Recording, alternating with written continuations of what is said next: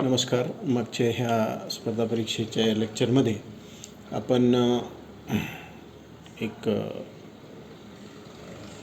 संविधान कॉन्स्टिट्यूशन ह्याच्याबद्दल एक ढोबळमानाने त्या ठिकाणी आपण माहिती घेतली होती.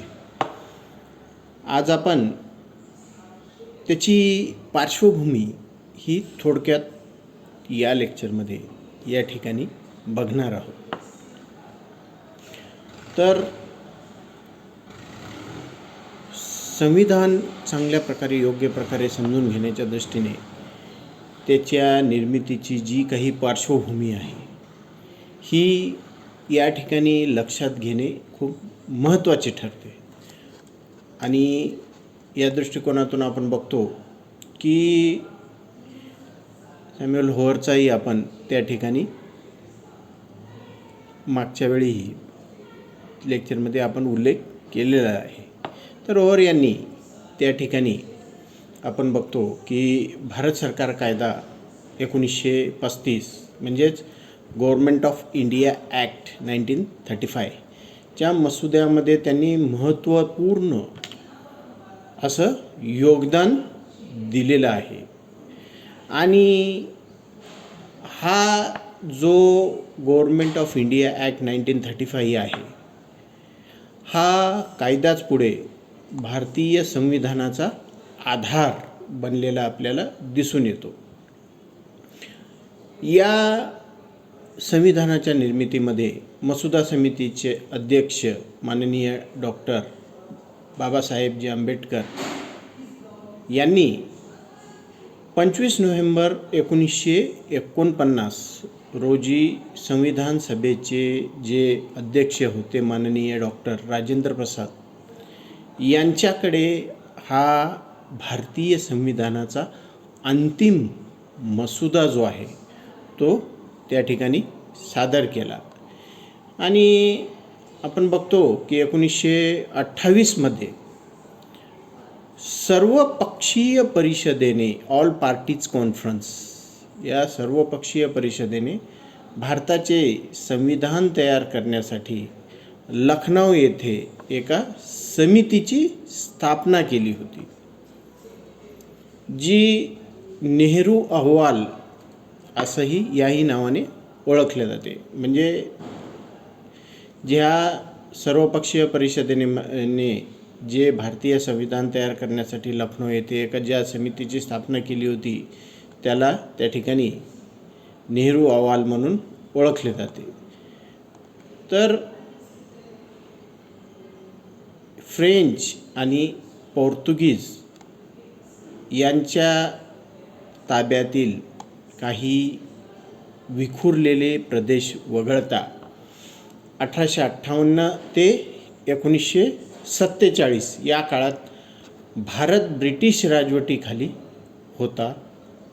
1947 ते 1950 या 3 वर्षाच्या काळामध्ये भारत युनायटेड किंगडमचे डोमिनियन स्वायत्त अधिराज्य असल्याने त्याच कायद्याची जी आहे ती अंमलबजावणी त्या ठिकाणी सुरू राहिली. कारण आपण बघतो की जवाहरलाल नेहरू, सरदार पटेल आणि लॉर्ड माउंटबॅटन यांनी बहुतांश संस्थानांना भारतामध्ये विलिनीकरणाच्या करारावर स्वाक्षरी करण्यास तयार केले होते, राजी केले होते. आणि देशाच्या बाह्य सुरक्षेची जबाबदारी जी आहे ती तोपर्यंत ब्रिटिश सरकार यांच्याकडेच होती. अशा प्रकारे 26 जानेवारी 1950 रोजी भारतीय संविधान अंमलात आल्यावर भारतीय स्वातंत्र्य कायदा 1947 आणि भारत सरकार कायदा 1935 हा त्या ठिकाणी रद्द करण्यात आला. या संविधानामुळे भारत ब्रिटिश राजसत्तेचे डोमिनियन हा त्या ठिकाणी राहिला नसून एक सार्वभौम लोकशाही प्रजासत्ता प्रजासत्ताक बनला. त्याचबरोबर संविधानातील कलम 5, 6, 7, 8, 9, 60, 324, 366, 367, 379, 380, 388, 391, 392, 393 आणि 394 हे 26 नोव्हेंबर 1949 रोजी अंमलात आले, तर उर्वरित कलमे ही 26 जानेवारी 1950 रोजी लागू झाली. ही जी महत्त्वपूर्ण कलमे होती ही 26 नोव्हेंबर 1949लाच अंमलात आली, तर उर्वरित कलमे 26 जानेवारी 1950 या रोजी त्या ठिकाणी लागू झाली. हा दिवस भारतात प्रजासत्ताक दिन म्हणून त्या ठिकाणी सादर करण्यात येतो. अशा पद्धतीनं ह्या भारतीय राज्यघटनेची निर्मितीची एक पार्श्वभूमी आपण या ठिकाणी स्पर्धा परीक्षेच्या दृष्टीनं थोडक्यात बघितली. उर्वरित भाग हा नेक्स्ट लेक्चरमध्ये बघू. धन्यवाद.